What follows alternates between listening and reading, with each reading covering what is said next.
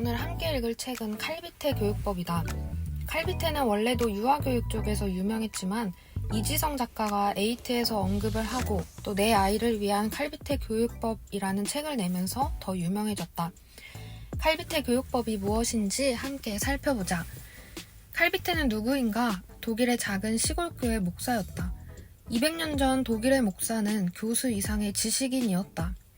칼비태는 늦은 나이에 결혼을 했는데 첫째 아이는 유산되고 둘째는 발달장애를 보이는 미숙아로 태어났다. 그런데 이 둘째 아이를 자신만의 방법으로 교육시켜 19세기 세계적인 천재 법학자로 키워냈다.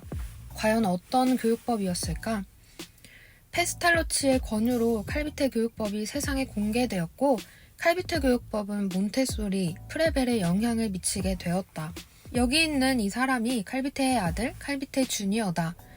3살의 모국어, 9살의 육개국어, 10살의 라이프치히 대학교, 13살의 독일 기센대학교에서 철학 박사, 16살의 하이델베르크 대학에서 법학 박사, 프러시아 왕의 명을 받아 18세에 이탈리아에서 유학, 단테 연구 전문가로 23살의 단테의 오해 책 저술, 기네스북에 세계에서 가장 어린 박사학위로 등재, 1834년 할레 대학에서 83세까지 강의.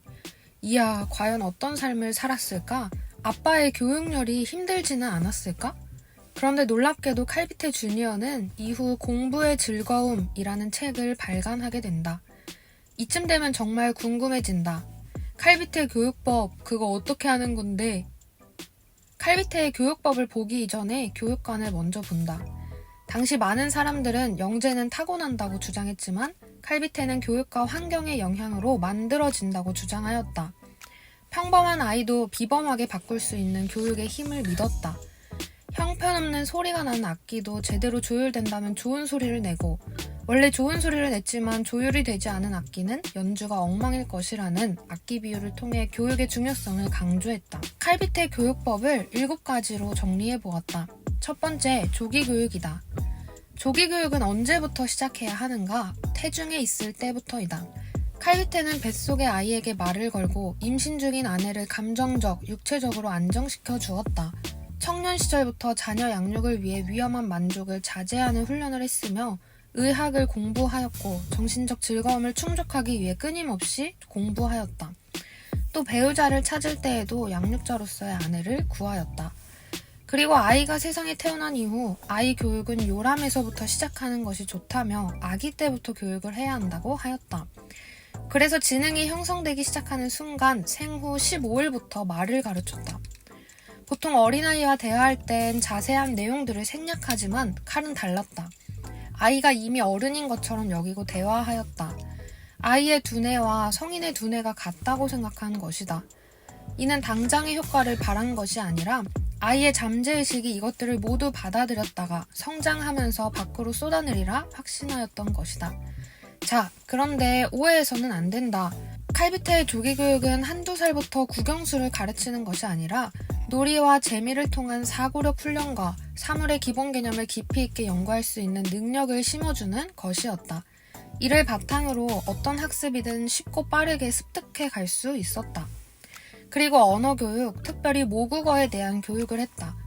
모국어를 제대로 습득하면 아이는 이른 시기에 지적으로 성장하게 된다. 또한 잘 습득된 모국어로 인해 외국어도 쉽게 배울 수 있게 된다. 어떻게 가르쳤을까? 사물을 보여주고 이름을 분명하게 말해준 다음 분명하게 말해보도록 용기를 불어넣는다. 단순하고 엄선된 표현이나 문장을 크고 또렷하게 느리고 분명하게 발음해주고 한 단어씩 정확하고 철저하게 이해하도록 한다. 그래서 칼비태 주니어는 천천히 자유롭게 말하되 생각하고 신중하게 말해야 했다. 칭찬과 때로는 핀잔이 보상이었고 격려였다. 재밌는 건 칼비태는 아이가 쓰는 말을 용납하지 않았다는 것이다. 음매, 멍멍이, 야옹이 등 이런 거 말고 정확한 단어를 가르쳤다고 한다. 또 칼비태는 용돈을 쉽게 주지 않았다.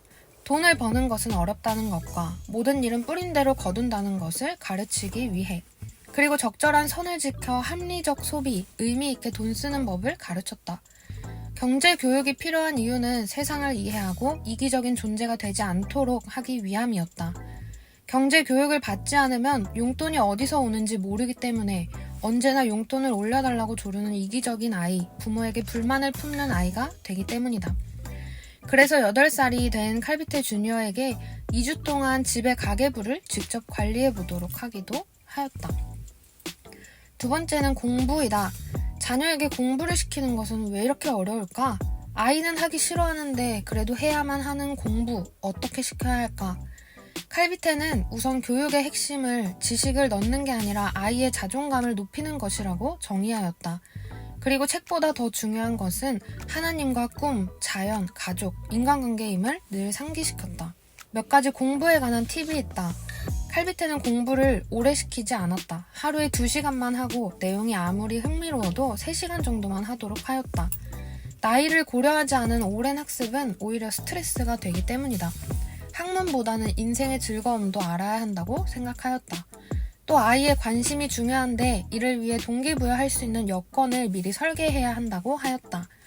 그리고 아이에게 가장 필요한 것을 가장 이해하기 쉽게 가르쳐야 하며 공부와 놀이를 구별하여 공부 시간은 매우 귀중하고 중요한 시간으로 인식시키고 집중해서 빨리 끝내도록 연습하게 했다.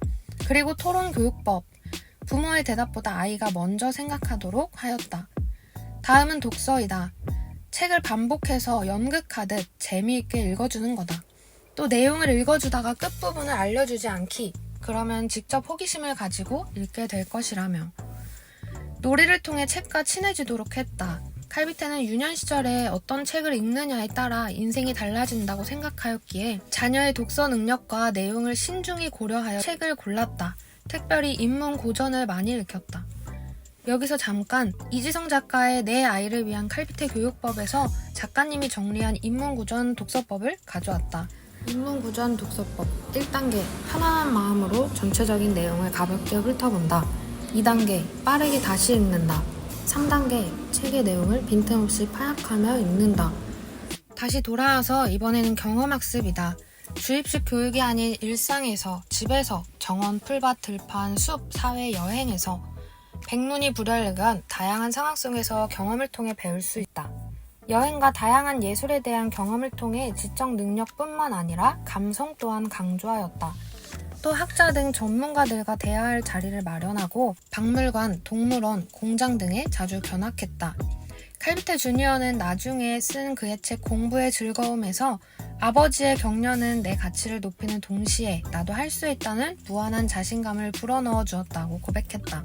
세 번째는 산책이다. 아침 식사 전 2-3시간 정도 산책을 하는데 그때 나누는 대화는 주로 읽은 고전에 대한 내용이다. 또 산책을 통해 관찰력을 확대한다. 예를 들면 백화점 진열대에서 무엇을 보았는지 질문함으로써 기억력을 자극하였다. 산책을 하면서 흥미를 이끄는 대화를 하고 주위 사물을 관찰할 때 자세히 설명해주는 것이 중요하다고 하였다. 그리고 이렇게 밖에서 보고 느낀 것을 엄마에게 설명하도록 하였다. 집안일을 하는 엄마에게 최대한 쉽게 풀어 얘기해야 하므로 아이는 더 많은 것을 관찰하고 보고 느끼려고 하였다. 네 번째, 건강이다. 칼비테의 조기교육은 육체적 건강을 바탕으로 지적 사고 능력을 극대화시킨 것이다. 세심한 케어와 꼼꼼한 목욕을 통해 건강을 돌보았다. 다섯 번째, 자율성이다. 아버지는 한 번도 내 힘으로 할 수 있는 일을 대신해 준 적이 없었다. 칼비테는 단 한 번도 스스로 할 수 있는 일을 대신해 주지 않았다. 돕는 것이 아닌 생활력을 제한하고 성장 과정을 망가뜨린다고 생각했기 때문이다. 아이가 자기 일을 스스로 해보면서 부모를 존경하고 사랑하는 아이로 자랄 것이라고 하였다. 여섯 번째는 인성교육이다. 지식교육보다 인성교육을 중시하였다. 인성교육을 중시한 이유는 도덕, 인성이 빠지면 아무리 대단한 교육을 받아도 사회 악으로 자라기 때문이다. 칼은 아이에게 올바른 인성을 심어주어 행복한 생애를 보낼 수 있도록 전인 교육을 실시했다. 사랑과 선행을 할 수 있도록 동정심을 키워주었고 책임감을 기르게 하기 위해 집안일을 시켰다고 한다.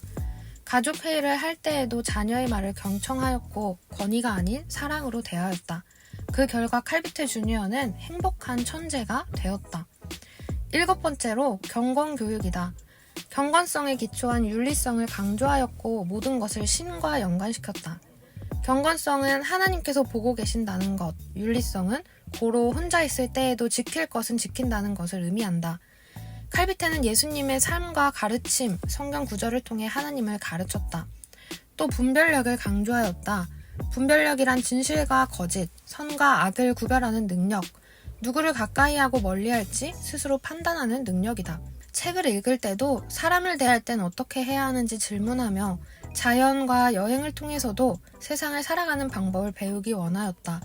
가정에서 가르쳐야 사회에서도 분별력 있게 행동할 수 있기 때문이다. 그리고 이러한 분별의 기준을 하나님의 말씀에 두었다. 칼비테 교육의 시사점은 조기교육의 중요성이다. 보통 조기교육이라 함은 교과목을 이른 나이에 가르치는 것이라고 생각하기 마련인데 칼비테의 조기교육은 마치 토양을 준비하는 것처럼 놀이를 통해 사고를 키우고 연구할 수 있는 능력을 심어주는 것이었다. 칼비테가 살았던 시대는 조기교육에 대해 부정적이었으며 천재는 타고나는 것이라고 생각했다. 그러나 칼비테는 천재는 길러진다고 말하며 조기교육을 강조했다. 조기에 좋은 교육을 하지 않으면 나쁜 습관이나 생각이 자리 잡게 되므로 0세부터 계속해서 대화식 교육을 하였고 특히 신앙과 성경에 대한 좋은 이야기를 많이 들려주었다. 0에서 3세의 시기는 부모가 들려주는 이야기와 대화를 아이가 그대로 받아들이게 된다고 한다. 노력하지 않아도 무의식적으로 마음에 깊이 새겨진다. 그리고 그것은 평생 잊어버리지 않는 인생의 초석이 된다. 어리니까 모르겠지라는 생각이 아닌 어려서부터 말씀을 가르치고 토양을 잘 준비해 주어야겠다는 생각이 든다. 또한 홈스쿨링의 좋은 모델이라는 것이다. 칼비테는 박물관, 공장 견학, 전문가의 만남 등 다양한 경험학습을 통해 지식들을 배우게 하였다. 이것은 분명 칼비테 주니어에게 풍성한 삶을 더해 주었을 것이다. 또 따로 정리하지는 않았지만 규칙적인 생활 교육이 있었다. 칼비테 부부는 매일 규칙적인 생활을 했다. 서로 정해놓은 시간 계획표를 정확히 지키며 규칙적으로 하루를 보냈다. 자녀에게 군것질은 주지 않고 식사 시간에 정해진 음식만 주었고 제때에 밥을 먹지 않으면 치워버리기도 하였다. 공부 시간 동안에는 공부에만 집중하도록 격려하였다. 3살 때부터 식탁 치우는 것을 돕고 친구들과의 관계나 어른들을 구분하는 방법 등 다양한 분야를 교육하였다. 그리하여 지식뿐 아닌 전인적인 성장이 가능했다. 또 마지막으로 교사로서의 부모이다. 칼비테 교육법은 교사로서의 부모의 역할이 굉장히 큰데 이 부분은 어쩌면 한계가 될 수도 있고 또는 강점이 될 수도 있겠다. 칼비테는 뛰어난 지식인이었다. 그의 역량 덕분에 호기심 가득한 자녀와 토론, 대화도 막힘이 없었다. 또한 자녀 교육에 대한 큰 관심과 열정이 있었다. 21세기의 바쁜 사회 속에서 쉽지 않은 부분일 수 있다. 그러나 여전히 중요한 건 자녀 교육을 감당하기 위해 부모가 먼저 배움을 추구하는 학생이 되고 더 나아가 교육자가 되어야 함을 보게 된다. 칼비테 교육법을 통해 주입식 교육과 경쟁 구조의 사회 속에서 진짜 교육이란 무엇일까 고민할 수 있는 우리가 되기를 바란다.